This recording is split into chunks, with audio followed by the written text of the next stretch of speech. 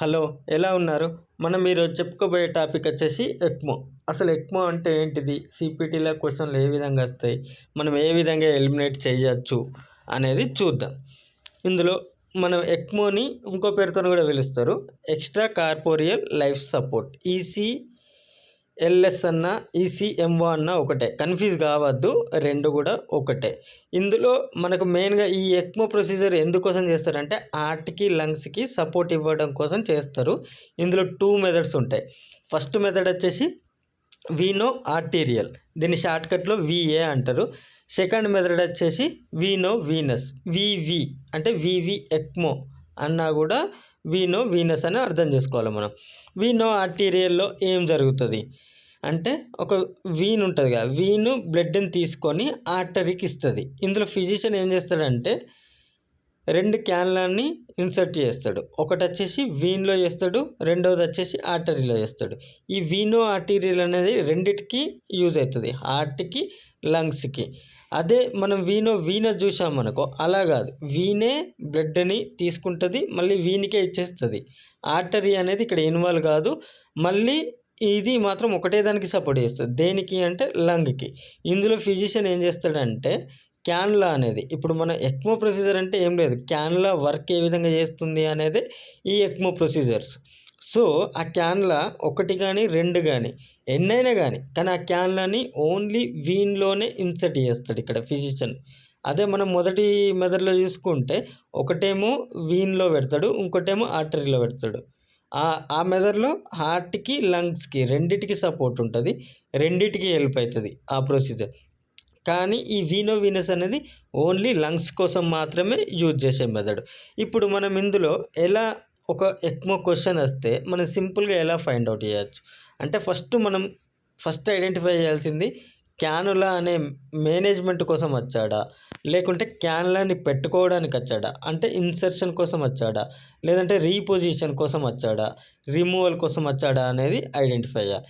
లేదు ఇవేవి కావు, other cannula procedures like arterial ఎక్స్పోజరా, insertion of left heart vent, removal of left heart vent అనేది చూసుకోవాలి. ఫస్ట్ మనం ఇవన్నీ ఐడెంటిఫై చేసుకుంటే మనకు అందులో ఒక బాక్స్ ఉంటుంది. ఆల్రెడీ మనకు సిపిటి బుక్లో పెద్ద బాక్స్ ఉంటుంది. ఇప్పుడు మేనేజ్మెంట్ కానీ అదర్ ప్రొసీజర్స్ కానీ అని మనకు ఐడెంటిఫై అయిందనుకో డైరెక్ట్ కోడ్ ఉంటుంది, దానికి ఏం ప్రాబ్లం ఉండదు.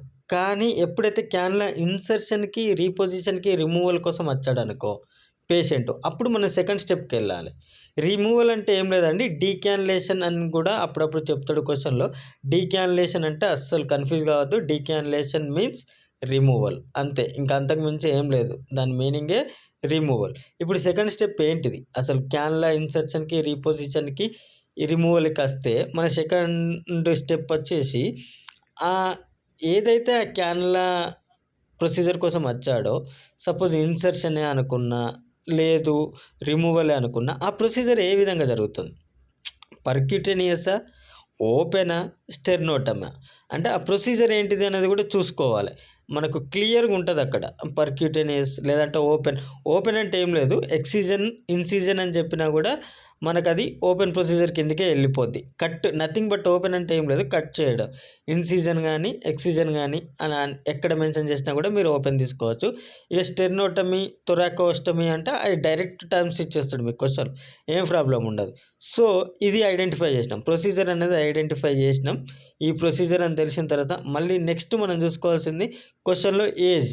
అంతేగాని ఇంకా పేషెంట్ ఎందుకు వచ్చిండు, ఏం చేసిండు, ఏమేం చేసిండు అనే 10 లైన్లు మనం చదవాల్సిన పని లేదు. ఫస్ట్ మనం ఫైండ్ అవుట్, ఓకే క్యాన్లా ఇన్సర్షన్కి వచ్చాడు, ఇన్సర్షన్కి వస్తే ఏ ప్రొసీజర్ జరిగింది, ఓపెన్ ప్రొసీజర్ జరిగిందా, ఓకే ఓపెన్ అయిపోయింది. నెక్స్ట్ పేషెంట్ ఏజ్ ఏంది, 5 years వరకు ఉన్నాడా, లేదంటే అబోవ్ 6 years ఉన్నాడా. మనకు 2A కోడ్ సెట్స్ ఉంటాయి ఈ క్యాన్లా ఇన్సర్షన్ రిమూవల్లో. ఒకటి 5 years వరకు ఉంటుంది, ఇంకోటి అబోవ్ 6 years. 6 years కంటే ఎక్కువ ఉన్నారు, ఓన్లీ 2 కోడ్ సెట్లు ఉంటాయి. సో ఏది చూసుకున్నా మనం డైరెక్ట్ ఆన్సర్ని ఫైండ్ అవుట్ చేసుకోవచ్చు. ఇప్పుడు మనం ఎక్మో మేనేజ్మెంట్ కోడ్లు చూద్దాం. ఏంటిది, మనం ఆల్రెడీ చెప్పుకున్నాం 2 మెథడ్స్ ఉంటాయి, వీనో వీనస్, వీనో ఆర్టీరియల్. వీనో వీనస్కి ఒక పేషెంట్ వచ్చిండు, మేనేజ్మెంట్ కోసం వచ్చిండు, వీనో వీనస్ మెథడ్ మేనేజ్మెంట్కి వచ్చాడు.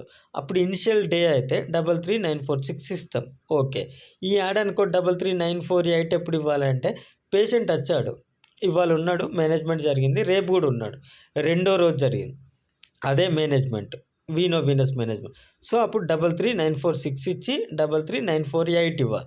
సేమ్ అలాగే వీనో ఆర్టీరియల్లో కూడా ఫస్ట్ డే అయితేనేమో 33947, సెకండ్ డే గింట కంటిన్యూ అయితే 33949 అనేది ఇవ్వాలి. అలాగే క్యాన్లా ఇన్సర్షన్ అనుకో, మనం ఇన్సర్షన్స్కి వెళ్తే ఇప్పుడు నేను చెప్పా కదా, క్యాన్లో ఇన్సర్షన్ కానీ రిమూవల్ కానీ ఇంకేదైనా రీపొజిషన్కి కానీ ఇలాంటి వాటికి వచ్చినప్పుడు మాత్రం మనం ఖచ్చితంగా ప్రొసీజర్ ఏ మెథడ్లో జరుగుతుంది, పర్క్యూటేనియసా, ఓపెనా, స్టెనోటమా అని చూసుకుంటాం. చూసుకున్న తర్వాత ఆ 3 మెథడ్లో ఇప్పుడు సపోజ్ పర్క్యూటేనియస్ అన్నాం, అప్పుడు నెక్స్ట్ మన స్టెప్ ఏంది, 5 ఇయర్సా అబోవ్ 6 ఇయర్సా పేషెంట్ తీసుకుంటాం.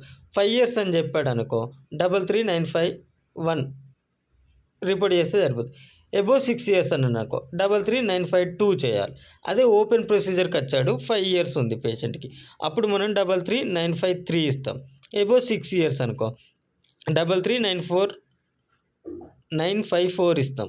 అదే స్టెర్నోటమీ అనుకో అబోవ్ 6 ఇయర్స్ అయితే 33956, బిలో 5 ఇయర్స్ అయితే 33955. సేమ్ అలాగే అన్నింటికి ఇంకా అంతే, రెండే కోడ్లు ఉంటాయి. ఇప్పుడు రీపొజిషన్లో చూసుకున్నా కూడా ప్రొసీజర్ ఏంది, పర్క్యూటేనియసా, ఓపెనా, స్టెర్నోటమా చూసుకుంటాం, ఏజ్ ఏంటి చూసుకుంటాం, ఆ ఏజ్కి ఏ కోడ్ ఉంది అనేది చూసుకొని ఇచ్చేసుకుంటే సరిపోతుంది.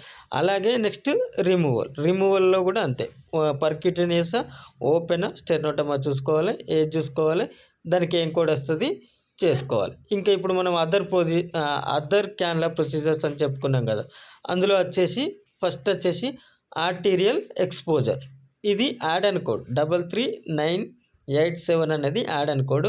సింగిల్గా అస్సలు రిపోర్ట్ చేయకూడదు యాడ్ అండ్ కోడ్ అని ఎప్పుడు, కానీ ఈ యాడ్ అండ్ కోడ్ ఇవ్వాలి అని అనుకుంటే నువ్వు 33953తో 33954 33955తో మాత్రమే ఇవ్వాలి. అలాగే నెక్స్ట్ అనదర్ ప్రొసీజర్ వచ్చేసి insertion of left heart vent 33988, removal of left heart vent, removal insertion కోసం వస్తేనేమో 33988, రిమూవల్ కోసం వస్తేనేమో 33989 అనే కోడ్ ఇవ్వాలి. మీకు కాన్సెప్ట్ అర్థమైందని అనుకుంటున్నా. సో మీకు చిన్న వర్క్ ఏం లేదు, ఈ వీడియో గింట మీకు నచ్చితే ఇక్కడ మనం 3 క్వశ్చన్లను పోస్ట్ చేయడం జరిగింది. ఫస్ట్ క్వశ్చన్ వచ్చేసి 5 years old patient ECMO cannula ఇన్సర్షన్కి వచ్చాడు, ఏం ప్రొసీజర్ జరిగింది అంటే ఓపెన్ ప్రొసీజర్ జరిగింది, what is the CPT code. అలాగే సెకండ్ క్వశ్చన్ వచ్చేసి patient came for ECMO cannula management కోసమే వచ్చాడు, by the use of method veno venous, what is the CPT code. అలాగే థర్డ్ క్వశ్చన్ వచ్చేసి 11 years old patient ECMO decannulation కోసం వచ్చాడు, by the use of sternotomy procedure కోసం వచ్చాడు. So ఏం CPT code వస్తుంది అనేది ఈ మూడిటికి మీ గింట ఈ వీడియో అర్థమైతే కింద కామెంట్ సెక్షన్లో ఈ మూడిటికి ఆన్సర్ చేయగలరని కోరుకుంటున్నా. Thank you, bye bye. Video మీకు నచ్చితే లైక్ చేసుకోండి, సబ్స్క్రైబ్ చేసుకోండి. ఇంకేదైనా విషయాల మీద మీకు క్లారిఫికేషన్ కావాలంటే కామెంట్ సెక్షన్లో కామెంట్ చేయండి. Thank you, bye bye.